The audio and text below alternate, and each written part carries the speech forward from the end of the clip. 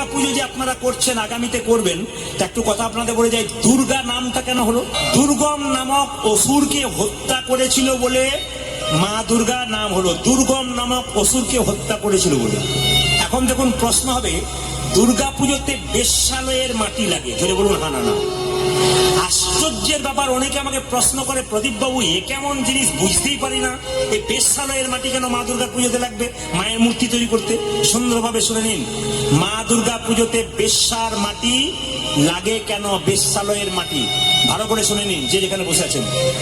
মা দুর্গা এখানে ওদের মাটি নিজের শরীরে নিয়ে জগৎকে দেখাতে চাইছে, আমি আসছি মর্তধামে, নিচু থেকে উঁচু পর্যন্ত সবাই আমার সমান থাকবে। তিনি সম্মান দিলেন, এক। দুই কি, নারী জাতিকে তিনি সম্মান দিলেন। নারী জাতি এমনি পতিতা হয় না, পুরুষ পতিতা করে দেয়। নারী কোনোদিন পতিতা হয় না, পুরুষ। মায়ের ঔরসে আমাদের জন্ম, সেই মাকে পতিতা আমরা করে দিই। এইবার আপনাদের বলে দিই, যে যেখানে বসে আছেন, পতিতালয়ের মাটি কেন লাগে শুনে নিন। পতিতালয়টা কিন্তু পবিত্র জায়গা।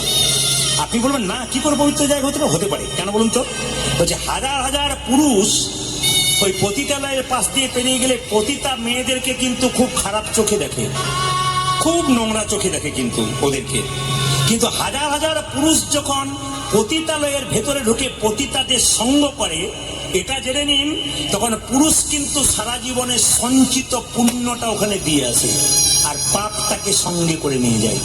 আর পতিতারা কি করে না, পুরুষের লোভ, লালসা, কামনাটাকে নিজের মধ্যে গ্রহণ করে নেয়, সমাজকে শুদ্ধ করে রাখে মায়ের জাত দ্বারা। যেহেতু হাজার হাজার পুরুষের পুণ্য ওখানে সঞ্চিত হয়ে আছে, ওই মাটিটা পুণ্য ধাম হয়ে আছে, ওই জন্য পুণ্য জায়গার মাটি মায়ের শরীরে লাগানো হয়। ষষ্ঠীর দিন মা দুর্গাকে দেখবেন দন্তমঞ্জন করা হয়, দাঁত ব্রাশ করা হয়। ব্রাহ্মণ দিকে জিজ্ঞেস করবেন, দেখবেন ষষ্ঠীর দিনে দাঁত ব্রাশ করানো হয় মাকে। তাহলে মা তো পবিত্র, সর্বত্র মা পবিত্র, সব জায়গায় মায়ের পবিত্র, তাহলে দন্তমঞ্জন কেন হলো? এর থেকে জগৎকে শিক্ষা দিল যে দন্তমঞ্জনটা বাইরের কথা, তোমার ভেতরের মলিনতাটাকে তুমি পরিষ্কার করো, তোমার ভেতরে যে ময়লা আছে তাকে পরিষ্কার করো। আচ্ছা মায়েরা, আমরা নিম দাঁতন নিয়ে অনেক সময় পরিষ্কার করি, নিম ডাল নিয়ে করি না? এমনি তো কলগেট টলগেট বিভিন্ন রকম আছে, কিন্তু নিম দাঁতন নিয়ে আমরা করি। কিন্তু মা দুর্গাকে সেদিন কোন দাঁতনে করে ব্রাশ করানো হয় বলুন তো, কারো জানা আছে? বেল গাছের শাখা দিয়ে সেদিন করা হয়।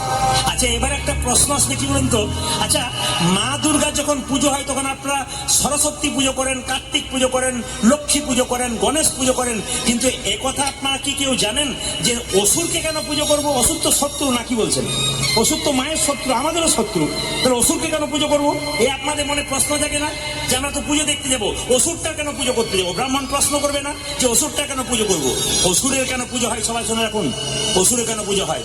মা দুর্গার সঙ্গে অসুরের যখন যুদ্ধ হচ্ছে, অসুর যখন পরাজিত হয়ে গেল, তখন কেঁদে কেঁদে মাকে বলছে, মা তোমার কাছে আমি পরাজিত হয়ে গেলাম গো, সারা জীবন আমি তোমাকে দুঃখ দিয়েছি, সুখ দিই নাই, বারবার তোমাকে অপমান করেছি, আমার আসুরিক বল আস্তে আস্তে নষ্ট হয়ে গেল। এই পৃথিবীতে আসুরিক বল কারো থাকে না চিরকাল। এ সমাজে এমন মানুষ আছে দেখবেন আসুরিক বল আছে, হরিনাম শোনে না, হরি কথা শোনে না, লোককে নিন্দা করে। এই আসুরিক বল পৃথিবীতে কারো কোনোদিন বেশি থাকে না। ইতিহাস ঘেরে দেখুন, মুসলিনি, তারপর আপনার আরো বড় বড় যারা আছেন তাদের দেখবেন, কারো কিন্তু অসুরত্ব কোনোদিন থাকেনি। অসুরত্ব কিন্তু আস্তে আস্তে শেষ হয়ে গেছে। এই জন্য অসুরত্ব যাদের মধ্যে আছে ধীরে ধীরে কিন্তু সব নষ্ট হয়ে যাবে। সেই দিন কিন্তু অসুর কেঁদে কেঁদে বলেছিল, মা আমি তোমার কাছে হেরে গেলাম, অনেক অপমান করেছি তোমাকে, অনেক কুকথা বলেছি, সুখ দিই নাই। এবার তোমার কাছে পরাজিত হয়ে তুমি যেহেতু জগৎ জননী মা, তোমার চরণে পড়ে আমি এই কথা বললাম, যেখানে তোমার পুজো হবে সেই জায়গায় তুমি আমাকে চরণ তলে রেখো। তোমার শরীরে যখন ব্রাহ্মণ পুষ্প ছুড়ে দেবে, সেই পুষ্প আমার অঙ্গে লাগলে আমি অন্তত একটু ধন্য হয়ে যাব। কি সুন্দর শিক্ষা আছে। আমাদের ওখানে দুর্গা পুজো হচ্ছে, একজন মাস্টারমশাই তার ছেলেকে নিয়ে গেছে দুর্গা দেখতে। তো সঙ্গে সঙ্গে ছেলেটা জিজ্ঞেস করছে, বাবা কার্তিকের বাহন কি জানো? ময়ূর, কিন্তু গণেশের বাহন একটু ইঁদুর কেন? বাবা তখন বলছে, চুপ কর, ওই জন্য তোকে আনি না, খালি প্রশ্ন করে, চল দেখে নি বাড়ি চল। মানে বাবাও জানে না, ছেলেকে জানতেও দিচ্ছে না। আসলে আমাদের হিন্দু ধর্মে এই ঘটনাটা ঘটে গেছে কেন বলুন তো? আপনি নিজেও জানবেন না, নিজের ছেলেকেও জানবার চেষ্টা করবেন। আমাদের এদিকে হয় কিনা জানি না, আমাদের বিভিন্ন জায়গায় দেখেছি মাছের আঁশ দিয়ে এখন প্যান্ডেল তৈরি হচ্ছে। লজ্জা, খুব খুব লজ্জা। মাছের আঁশ দিয়ে, চায়ের কপটি দিয়ে প্যান্ডেল তৈরি হচ্ছে। খুব দুঃখের ব্যাপার। থিম হচ্ছে, হোক, থিম দরকার আছে, আলো রোশনা দরকার আছে, কিন্তু প্রত্যেকটা জিনিস যেন ভদ্র স্বরূপ হয়। আমি এক জায়গা থেকে কীর্তন করে আসছি, সবাই তাকান, দুটো জিনিস দেখলাম। একটা জায়গায় দাঁড়িয়ে আছি, একজন অন্য ধর্মের মানুষ আমাকে বললো, প্রদীপ বাবু আপনার তো কীর্তন আমরা শুনি, অন্য ধর্মের লোক হলো, কিন্তু আপনি বলুন কি দেখছেন? দেখতে পেলাম কি জানেন মায়েরা, থিম করেছে কি, যে স্কুটির ওপরে শিব স্কুটি চালাচ্ছে, মা দুর্গা তার পেছনে হাত দিয়ে বসে আছে। এটা আপনারা হাসছেন, কিন্তু অন্য জাতির লজ্জার ব্যাপার। উনি আমাকে প্রশ্ন করলেন, আপনি তো খুব লোককে বোঝান, আপনাদের শাস্ত্রে কোন জায়গাতে লেখা আছে যে শিব স্কুটি চালায় আর মা দুর্গা তার পেছনে হাত দিয়ে বসে? এটা আমাদের লজ্জা, এটা হাসি নয়। আমাদের শিক্ষা দেওয়া উচিত। অন্য ধর্মের মানুষ ছিছি করছে, নির্লজ্জের মতো আমরা করে যাচ্ছি, আমরা বুঝি না। বাচ্চাদেরকে নিয়ে যাচ্ছি, দেখ কি সুন্দর থিম করেছে, থিম করতে গিয়ে যে আমাদের ধর্মটাকে নষ্ট করছি, এ বিচার কারো হচ্ছে না। বারবার বলবো, আমার কথাগুলো বিচার করবেন, আগামীতে প্যান্ডেল করবেন, ভদ্রতা থাকবে। এমন কিছু বক্স বাজাবেন না যাতে বয়স্ক লোকরা গেলে তাদের হার্টের দোষ হয়ে যাবে, ধাক ধাক ধাক ধাক ধাক ধাক করে বেজে যাচ্ছে। এত অসভ্যতা হচ্ছে যে চিন্তা করার বাইরে। আর আমাদের মায়েরা দেখবেন এমন ভাবে নৃত্য করে যে অন্য ধর্মের মানুষরা বলে কি। আচ্ছা বলুন তো ভাইরা, মা যখন বিসর্জন হচ্ছে সেই সময় বলুন তো, দেখবেন অনেকে নাচ, আবার চলো,